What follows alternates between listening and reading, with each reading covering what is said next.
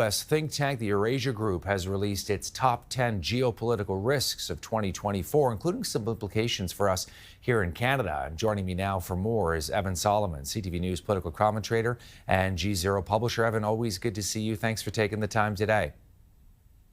Todd, great to see you. Of course, G0 and Eurasia Group are related. Eurasia Group, our parent company, and Ian Bremmer, our president, released the top risk report today. And those two stories you just talked about, the Middle East on the brink and the United States election, those are the two of our top risks in the report. Yeah, let's talk about those, though, and sort of the implications globally here, and just how these two events, in some ways linked, of course, depending on who wins the election in November, but the effect they can have on countries around the world, Evan, including here in Canada. Yeah, okay, so let's just start. Risk number two that we had was Middle East on the brink, and you spoke about that. That, of course, is the risk of a widening war, and every day, Todd, people watching you are looking at events, whether it's the Houthis attacking container ships in the Red Sea that's driving up costs and inflation. Is that going to widen? The role of Iran. You think of missiles going back between Hezbollah in southern Lebanon and Israel. Is that going to widen the war? So there's all sorts of factors that is putting the Middle East on the brink of a much wider conflict. That, of course, is playing out, as you just saw, when Joe Biden's heckled there because of people with very passionate and often very radicalized views, both in Israel and in Gaza, about the situation and the Hamas-Israel war. That, foreign policy not often a factor in domestic elections. This time it is. It's not only a factor because of the fears of a widening war there and dragging U.S. involvement as they have more fleets going into the region. And of course, the situation with Iran, who through its proxy actors like the Houthis and the Hezbollah are elevating the tension there. But you've also got another factor, another issue, conflict being kind of the central theme of our top risks of 2024, which is Ukraine and the debate in the U.S., which will be an election issue, over whether or not to continue funding Ukraine's war with Russia. Donald Trump, who we presume, and most people presume, will win the Republican nomination, he is very much open about not wanting to continue funding the Ukrainians, which would hand Vladimir Putin a major victory. And one of our risks, our top risks, is something that, Todd, we don't talk about a lot, which is partitioned Ukraine.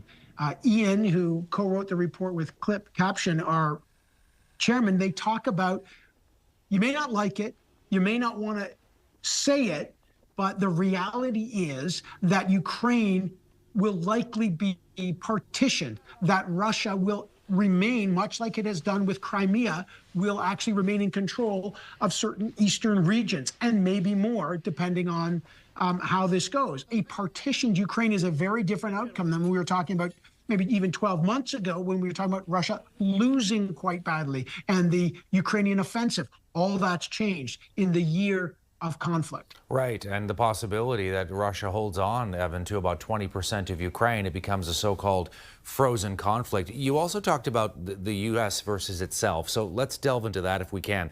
We're now at the very beginning. The Iowa caucuses are coming up next week. You got Donald Trump, of course, in the lead there, but sort of a rematch between President Joe Biden and Donald Trump as the U.S. continues to really see itself as some have called it, the divided states of America. Yeah, actually, divided states of America was one of our top risks last year. This year, it's very different. And I think it's important that Eurasia Group cast this almost as like one of the wars. You got the war in the Middle East, you got the war in Ukraine, and essentially America's almost at war with itself. Here we are, January 8th, obviously the anniversary of January 6th, the so-called insurrection, coming just a couple of days ago. But Donald Trump has said out loud that if he's elected, and remember, it's more than just a coin toss. If the election was today, probably he'd win. He would begin a revenge tour. And that this is going to be a very dangerous moment. This is not just red state versus blue state. This is about distrust of the election itself. This is about the inability to have a peaceful transition of government. The United States election, and I keep calling it age versus rage, the rage of Donald Trump, the rage to tear down institutions, the rage against any kind of norm, any kind of democratic, not just conventions, but in some cases laws, versus age, the fact that people just do not think that Joe Biden is up for the job, that he is not a viable candidate anymore, that certainly in the second term, at the end of it, he'll be like 86. Would he even see that term out? So you've got real concerns about both Trump and about Biden themselves in terms of their competence. But more than anything, the United States is at war with itself in a way that makes us one of the riskiest elections in generations for the United States. And it is an open question whether or not, even though, of course, the election itself and the transition will happen next year, once Donald Trump becomes the nominee, things are going to change, and everything he says, which has been sort of on the margins now, becomes center stage. And countries like Canada, who have already gone through one Trump administration, renegotiating the NAFTA agreement at that time, everyone is preparing for the geopolitical significance of what a potential new Trump administration would be in terms of domestic trade, in terms of borders, in terms of alliances, in terms of geopolitics, and what he would be. And the preparations are deeply underway, certainly in Ottawa, but all over the world. We want to look at the geopolitical risks one more time, too, Evan, while we have you here, because there is a whole host of different things on there.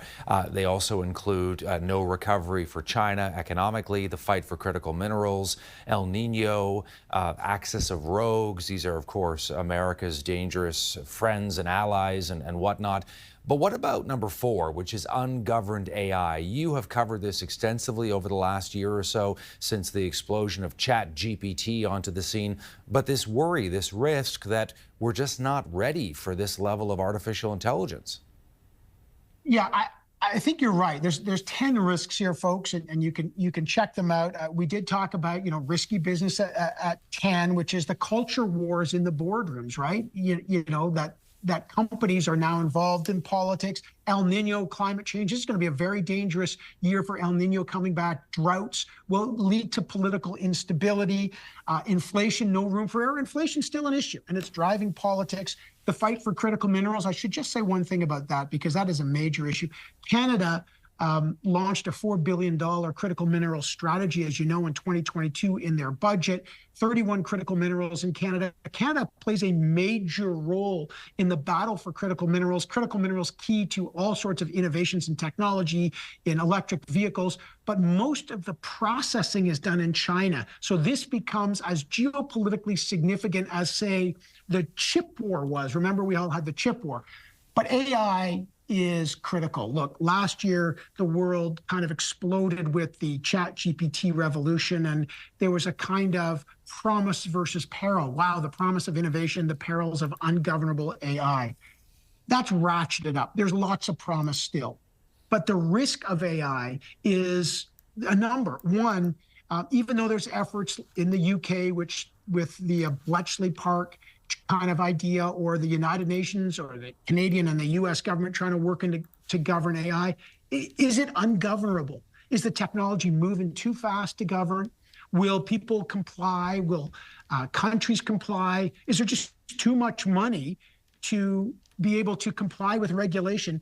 And then the impact of AI on elections, Todd, the ability to destabilize at very convincing levels elections, like the U.S. election. We've got an election coming up in Canada at some point, right? It's a minority government, could fall this year, could be the next year. So AI's role in terms of undermining democracies and election stability, and then what generative AI and its power will be, is going to astound people. Just so you know, if you were astounded by ChatGPT last year and ChatGPT 4, this year ChatGPT 5 will blow that out of the water. The power of this stuff as we move into generative AI is, again, massive promise, but massive peril, and malign actors and malign governments will use AI to crank up the risk. And there is no time. And we know this in Canada, as you know, we've had governments using technologies to try to undermine elections, whether it's China or Russia.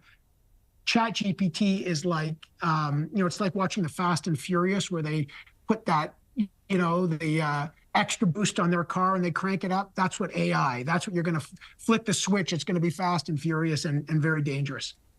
Evan Solomon joining us from New York on these geopolitical risks of 2024 to watch out for. Great to see you as always, Evan. Thanks for taking the time.